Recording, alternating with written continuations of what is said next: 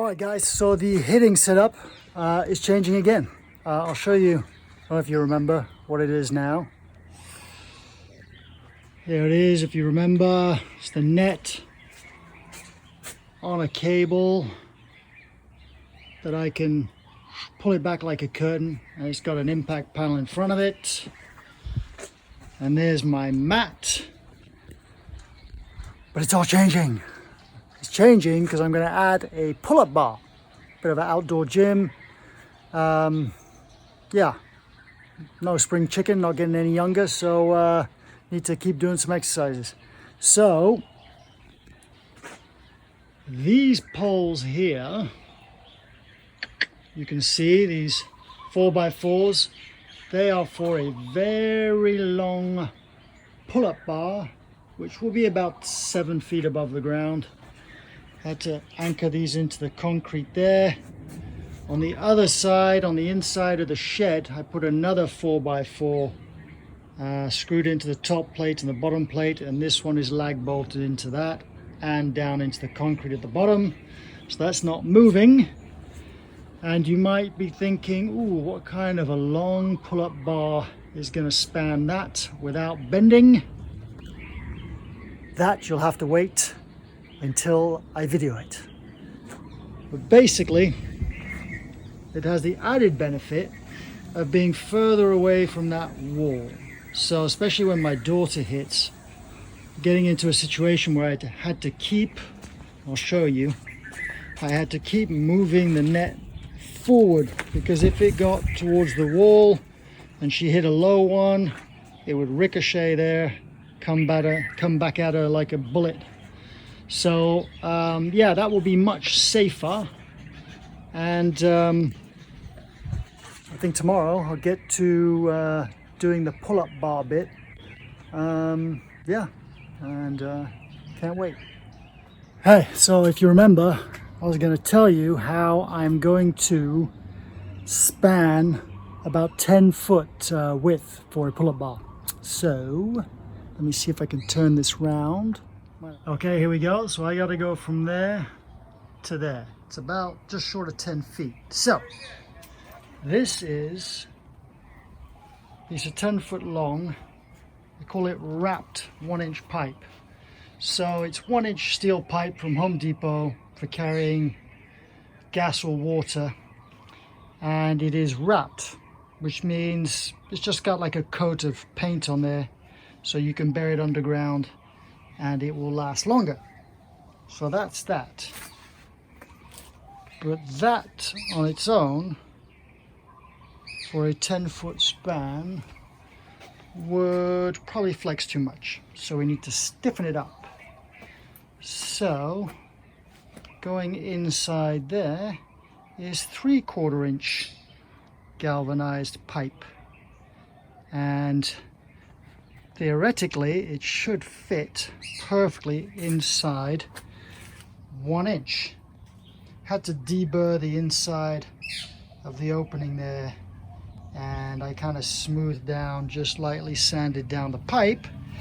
And to help with slippage, we're using some Blaster multi-purpose grease, a bit of lube, I say.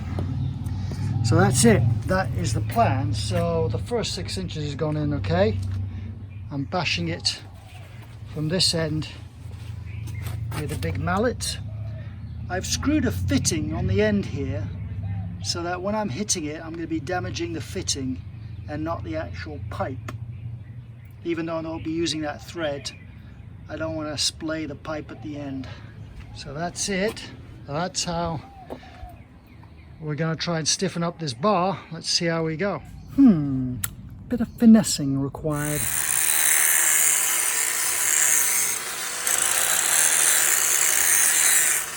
Alright, so finally the 3/4 inch tube is inside the 1-inch tube. And it wasn't as easy as I thought it was going to be, and I think I know why. So let me quickly explain. Apparently, and I should have researched this more, galvanized pipe is made without a seam. whereas wrapped pipe or black pipe has a seam in it. So down the inside of the pipe, there's just a little seam, a little ridge, and that stops your 3/4 inch pipe slipping down it really easily. So basically a bit of grinding a flat spot all the way down top line of the 3/4 inch pipe, and a bit of lube and a big sledgehammer, and Bob's your uncle, we're in. So basically we have a 3/4 inch pipe inside an inch pipe, doubles up the wall. It's such a tight fit that it's going to really prevent a lot of bending because of my large span. Right now I'm just lightly sanding down this because I'm going to give it a coat of primer and then top coat of black paint. Even though the green's very fetching, I don't think I like it. So that's that.